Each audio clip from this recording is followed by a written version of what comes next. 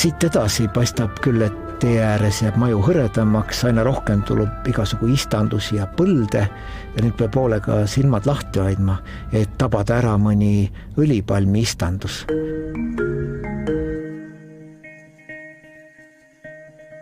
See õlipalmi istandus on Borneol väga eriline nähtus. Ta on praegu just muutmas Borneo olusid ja saatust, nii nagu umbes 100 tagasi oli see nafta leidmine. Õlipalm ise on tegelikult pärit Aafrikast, aga need just Malaisia teadlased aretasid Borneo saare jaoks välja sellise erilise sobiva õlipalmi sordi, mis annab tohutult palju rohkem saaki kui varasemad ja nüüd toodavad need istandused tohutuid kasumeid ja istandused laienevad meeletu kiirusega üle saare. Nii et inimestele on õlipalm andnud palju tööd ja leiba, aga loodusele on toonud ainult hävingut. This is the fruit from the palm oil. I think Hendrik will explain you more about this palm oil. Get everybody here. You squeeze it, oil, and you can make fire. Pound it, get the wood, then you get fire. See on nüüd siis selline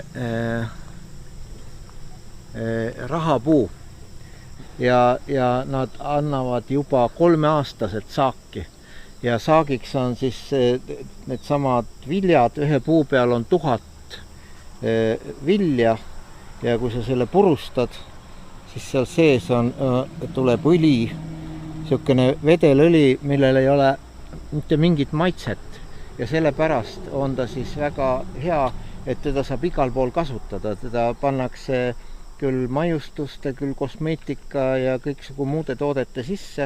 Siin on kuskil 15-20 aastane istandus ja see on siis kuni 30 aastani teda kasvatatakse, siis ta lõigatakse maha,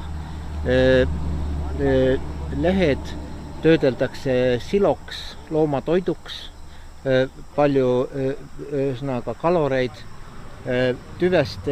tüve kasutatakse puitu nagu mööbli ja muu puidu toodete jaoks. Nii et see puu on üleni kasutatav ja kohe, kui puud on maha võetud, istutatakse uue tasemele ja 3 aasta pärast hakkab jälle ring otsast peale. Nii et see on väga majanduslikult on nii kasulik. Et seda siis on meeletult palju pandud ja pannakse edasi, riik kogu aeg nagu julgustab inimesi seda tegema ja teisest küljest on muidugi see, et kui istandusi on liiga palju, siis see looduse tasakaal läheb nagu paigast ära. Kuidas see looduse tasakaal paigast ära läheb, seda saab tänasel päeval igaüks isegi kosmosest järele vaadata. Piisab, kui Google Mapsi sisse trükkida Saravak ja vaadata satelliitpilte Miirilinna lähistelt. Siis on näha hiigelsuuri alasid, mis näevad välja nagu mingi ulmeline rasterruudustik või kotiriide muster. Need kõik on tegelikult õlipalmi istandused. Mustri mulje loovad korrapärastesse ridadesse istutatud palmipuud ning kõik need istandused on rajatud endise loodusliku metsa asemele, nii et aladele, kus enne asus põline mets.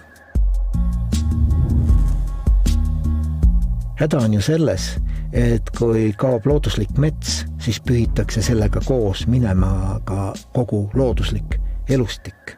See on väga haruldane siin Borneol, näiteks taimedest maailma kõige suurema õiega taim raitlill või loomadest orangutan, inimahv, kelle ainsaks elupaigaks on praegu Borneo ja naabersaar Sumatra kogu maailmas.